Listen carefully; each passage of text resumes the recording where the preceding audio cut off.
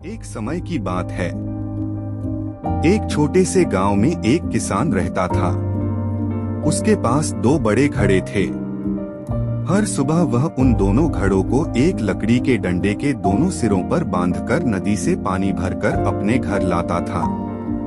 दोनों घड़ों में से एक घड़ा बिल्कुल सही था। वह जितना पानी भरकर लाया जाता उतना ही घर तक पहुंचा देता।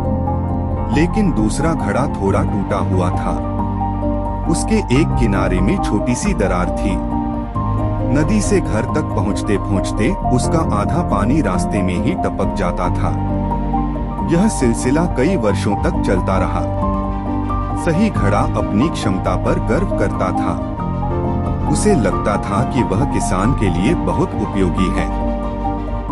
वहीं टूटा हुआ घड़ा हमेशा दुखी रहता था। उसे लगता था कि वह किसान की मेहनत को बेकार कर रहा है।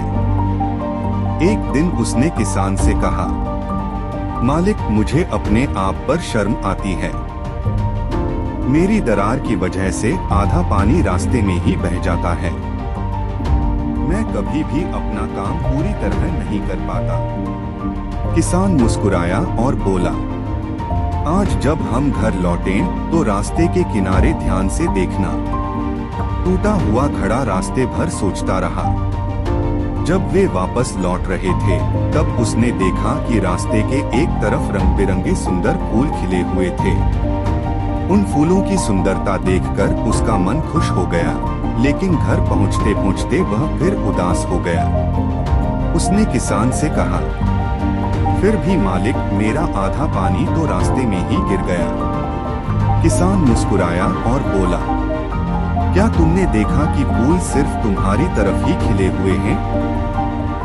घड़ा हैरान रह गया। किसान ने आगे कहा, मुझे तुम्हारी कमी के बारे में पहले से पता था, इसलिए मैंने तुम्हारी तरफ रास्ते में फूलों के बीज बो दिए थे। हर दिन तुमसे टपकने वाला पानी उन बीजों को सींचता रहा। आज जो सुंदर फूल तुमने देखे वे तुम्हारी वजह से ही खिले हैं। अगर तुम वैसे न होते जैसे हो तो यह रास्ता इतना सुंदर कभी नहीं बन पाता। यह सुनकर टूटे हुए घड़े की आंखें खुशी से भर गईं। उस दिन उसे समझ आ गया कि हमारी कमियां हमेशा हमारी कमजोरी नहीं होती। कभी कभी वही कमियां किसी और के जीवन में सुंदरता और खुशियां लेकर आती हैं। कहानी की सीख, हर इंसान में कुछ न कुछ कमियां होती हैं, लेकिन सही नजरिया और सही उपयोग उन कमियों को भी एक विशेष ताकत में बदल सकता है।